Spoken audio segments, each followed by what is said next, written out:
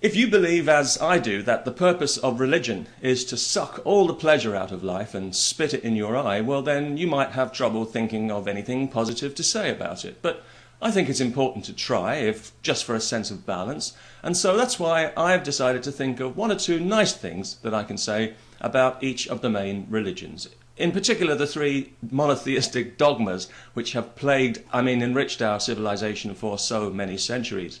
The three desert dogmas, as I like to think of them, because between them they've done so much to make a desert of the human soul. Let's begin with Islam. Now, in the current climate of intimidation and special pleading, you might think it would be hard to think of anything nice to say about Islam, but I can think of a couple of things. Firstly, I like their symbol, the crescent moon. I find it much more attractive than the cross, possibly because it doesn't have anybody nailed to it. And also, whenever you see a large mosque full of worshippers praying together, I like the synchronized bowing. I think that's always very well done. Also, of course, we have radical Islam to thank for showing us so graphically what a huge problem religion can become. If not for all the hysterical, self-righteous bullying that we've been subjected to in recent years, many of us might still be labouring under the illusion that religion is relatively harmless. So thanks to radical Islam for the heads up on that one. What I like most about Christianity is that it's not Islam, which is a major bonus in my opinion. Unfortunately, it is Christianity, which kind of takes most of the shine off it for me. I like the fact that the Inquisition is over and that Christian history is no longer being written in blood. I think that's quite a positive development.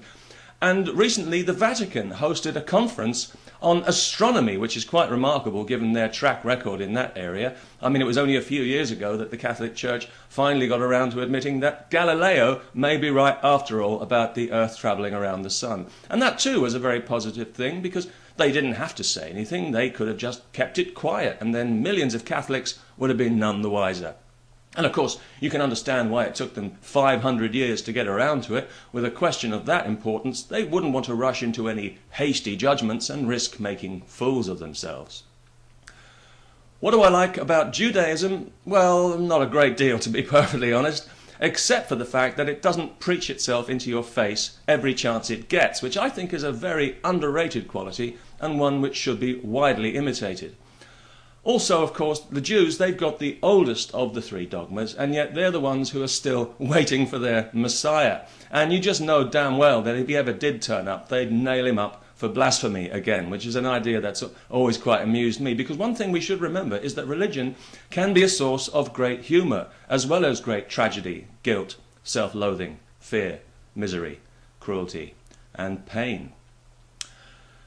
Outside of the Abrahamic triangle of insanity, what I like about Hinduism is that they're vegetarians, which I think is a very civilized way to be.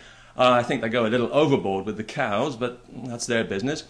But mainly because Hinduism is not actively trying to take over the world in the way that Islam is, and I think that's a very attractive quality in any religion that's 900 million strong.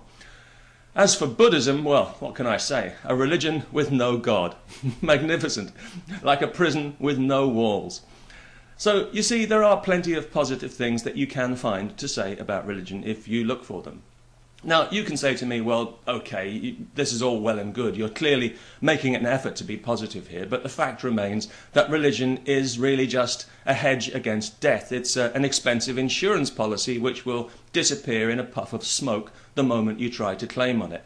And yes, you may well be right about that. In fact, you may even further argue that anyone who gets their morals unquestioningly from some ancient text might as well get their personality from a microchip. And again, I'd find it hard to argue with that point of view. Religion, you tell me, doesn't have any answers because it doesn't ask any questions. You've rejected it time and time again, but it won't take no for an answer, and you don't want to be nice about it anymore. You're sick to your back teeth of hearing about people's beliefs and their gods and their scriptures and their precious goddamn faith, and you wish that they would take their ridiculous superstitions and all their cruel and petty stupid little rules and regulations and shove them where the sun doesn't shine. Some kind of black hole, perhaps, is what you've got in mind, and I can certainly relate to that. I mean, I don't like the arrogant way they try to force their narrow prejudices into other people's lives any more than you do. But come on, this is supposed to be a positive video, and I don't want to ruin it by dwelling on the negative things, the selective reasoning, the wishful thinking, and the shameless abandonment of personal responsibility that religious belief embraces in such a self-deceptive and cowardly way. I'd rather focus on the positive. And the most positive thing that I can think of to say, and this is something that many believers have said to me as well, is that religion gives people hope. It gives them optimism for the future, and that is definitely a very good thing. In fact, it's something that I can certainly relate to, because even after centuries of repression and bigotry and downright bloody-minded stupidity, I'm still optimistic enough to believe that religion is just too absurd to last forever, and that sooner or later humanity's collective intelligence will rise just enough for us to see it for what it actually is, a cruel and manipulative hoax which sustains itself not by exalting the human spirit, but by breaking it. And I just hope that when that day arrives, that we're big enough to laugh at ourselves, because laughter is the best medicine, as we know. Even according to the Bible, a merry heart doeth good like a medicine, but a broken spirit drieth the bones. Proverbs 17, verse 22. Peace, especially to everybody with dry bones.